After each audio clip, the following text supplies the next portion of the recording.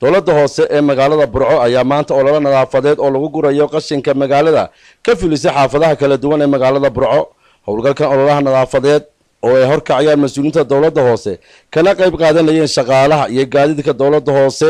Xildhibaanada golaha deegaanka ayaa mid lagu nadiifinayay goobaha magaalada ee qashinku yaalo. maayir ku-xigeenka degmada Burco Maxamed Xasan Xoday iyo xogayaha fulinta dowladda hoose Burco Ismaan Maxamed Sheekh iyo xubno kale oo ka hadlay howlgalka nadaafadeed ayaa waxa kamid ah adaladoodii khamiisa sidii caadadayadu ahayd aan reer Burco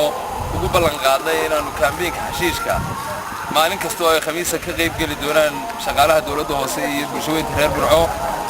waxaanu saaka u soo banaan baxnay waanu doonaynaa inaanu wax ka qabanno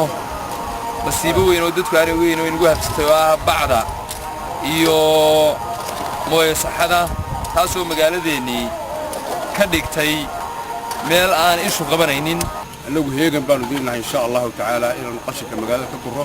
sanitation-ka magaalada inaan ilaalino bilicda magaalada inaan ilaalino town balance-ka magaalada inaan ilaalino wax waajibna saaran weyn laakiin haddaan dadweynuhu nagala shaqeyno oo iskaaga garab taagno hay'adu hal bacad lagu lisay noqonayso waxay noqonayaan hal bacad lagu lisay marka waxaan leenahay min fadlakum qashinka aad dadka Itoobiyaanka ee Oromada u soo dhiibaysaan habeenkii ee kaariyaraha ku soo qaaday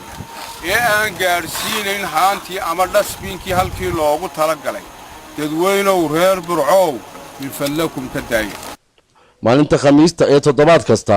ayaa dowladda hoose Burco u aastaysay inay noqoto maalinta qashin gurista ee magaalada Burco. Kays Ahmed Digaale, Home Cable TV, Burco.